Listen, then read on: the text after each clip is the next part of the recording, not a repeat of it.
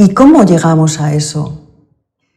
Pues primero dándonos cuenta de que no está afuera, con lo cual no vamos a crear esas expectativas en las que luego nos aferramos, nos apegamos y cuando las cosas nos van bien no queremos que cambie nada, pero todo está destinado a cambiar. Entonces es importante aprender a soltar, a darse cuenta que la libertad viene cuando sueltas todo eso, cuando sueltas lo que tienes sin aferrarte a ello y sueltas tus expectativas y tus deseos. Si no trabajamos el desapego, nos es imposible estar en el aquí y en el ahora. Tengamos mucho, tengamos poco, no podemos disfrutar este momento. Lo que tenemos ahora es perfecto. Este momento no va a volver nunca, es único. Si nuestra cabeza está deseando otras cosas, apegándose a otras cosas, no lo vamos a disfrutar. Y este momento no va a volver. Yo me di cuenta, cuando estaba escribiendo mi primer libro, lo escribí una gran parte mientras vivía en la guest house del monasterio de Sechen, en Nepal. Y allí en el monasterio conocí a Matthieu Ricard, que ha sido invitado en este programa. Matthieu Ricard es un budista francés, tibetano, del budismo tibetano, digamos, de esa rama, pero él viene con una formación científica.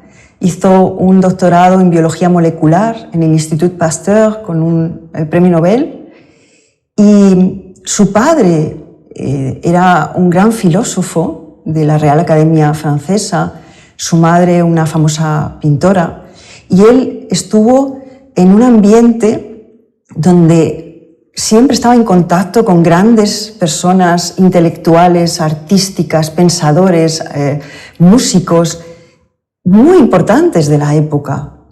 Y un día conoció, por diversas razones, a los lamas tibetanos y se dio cuenta de que no había conocido a nadie con esa paz, con esa alegría de vivir, con esa felicidad que emanaban.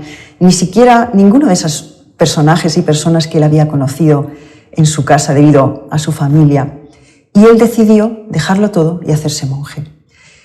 Tuve la suerte, cuando estaba en ese monasterio, que ese era su monasterio, y bueno, pues él en algunos momentos estaba allí, con lo cual su ejemplo me sirvió de mucho. Él realmente podríamos decir que con nuestros estándares vive en un estado de pobreza, porque tiene apenas una habitación con lo mínimo, una choza donde va a hacer retiros de vez en cuando. Todo lo que gana con sus libros lo destina absolutamente todo a una asociación que formó para ayudar a tibetanos nómadas, para darles sanidad y educación. ¿Y cómo puede ser, ¿no?, que una persona con tan poco pueda ser tan feliz?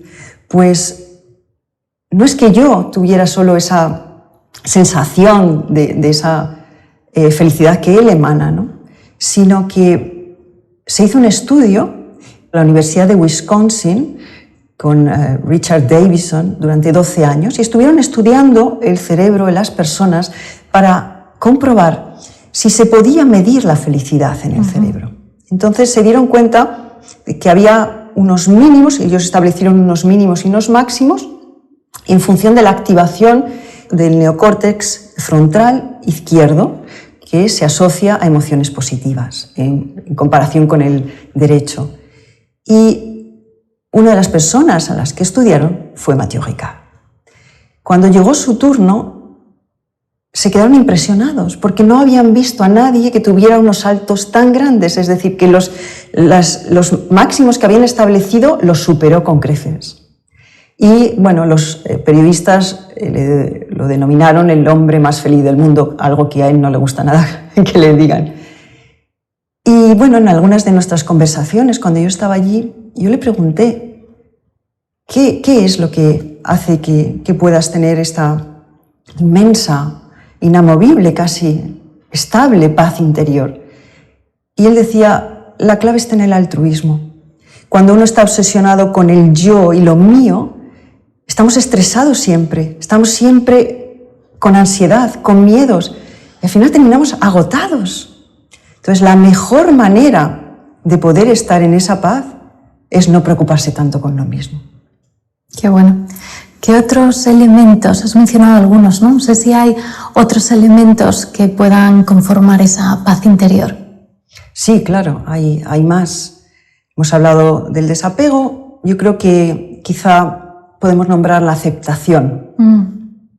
La aceptación tiene mala prensa en nuestra sociedad y a veces hay algunas personas que les produce rechazo porque se cree que la aceptación es el conformismo o la resignación. Y claro, eso nos lleva a la indolencia, al pasotismo, a la pasividad, a la apatía. No tiene nada que ver. La aceptación es aceptar lo que ya ha ocurrido y aceptar lo que está ocurriendo. ¿Por qué? Porque está ocurriendo, con tu permiso y sin él. Entonces, cuando nosotros no estamos aceptando, no estamos en esa aceptación de lo que ya está ocurriendo, lo que hacemos es entrar en unos estados negativos muy fuertes que nos impiden ver las cosas con nitidez, con claridad. Muchas veces nos metemos en un estado de resistencia porque no nos gusta lo que está sucediendo, porque nos resulta desagradable. Y no nos damos cuenta que cuando nos resistimos, lo único que hacemos es que eso a lo que nos resistimos persista, lo exacerbamos. Con lo cual, las decisiones que vayamos a tomar en esos momentos van a ser malas decisiones y estaremos en la reactividad. Pongamos, por ejemplo, que tenemos un accidente de coche. Pues tienes un accidente y no te pones a pensar, ¿pero por qué he tenido yo este accidente? ¿Qué desgraciado soy? ¿Qué injusta es la vida? Si yo no me hubiera ido a la derecha, si este coche no se hubiera cruzado, no estaríamos aquí. No. Estás en la aceptación, has tenido un accidente. ¿Y ahora qué hacemos? Pues llamo al seguro, llamo a la grúa, si tengo que llamar a la policía, llamo a la policía, saco los papeles, hablo con el otro conductor. Esta es la aceptación, es totalmente activa. Y es cuanto antes acepte la situación en la que estoy, antes podré tener la cabeza clara para tomar decisiones. Y lo voy a hacer desde un lugar de serenidad. Tenemos que aceptar muchas cosas en la vida. Nunca tendremos esos padres maravillosos que nos dieran amor incondicional con los que soñábamos. O nuestra hermana no va a ser nuestra mejor amiga. No podemos proteger a nuestros hijos del sufrimiento, por ejemplo. No podemos asegurarnos que nunca vamos a contraer una enfermedad o que no nos van a echar del trabajo. Si esto no lo aceptamos, vamos a estar en esa lucha interna. Y esa lucha interna nos va a llevar a perder el 100% de las veces. Nos va a generar mucha ansiedad, nos va a generar muchísimos miedos, decepciones, frustración, rabia. No nos lleva a un buen sitio. Entonces, yo creo que es importante que aceptemos las vicisitudes de la vida, porque forman parte de la vida. Y cuando estamos en esa aceptación y ponemos nuestra visión en lo que sí podemos controlar, entonces da igual las circunstancias externas o al menos no son tan determinantes para que pueda estar en serenidad. También aceptar que no estamos en control de la vida. La vida tiene sus propios planes y esa aceptación del no control de la vida hace que podamos estar mucho menos reactivos, mucho menos en la pataleta interna y a veces externa y en la rabia. Y nos evita tener que estar en esos tiovivos o en esas montañas rusas incluso emocionales que tanto mal nos hacen.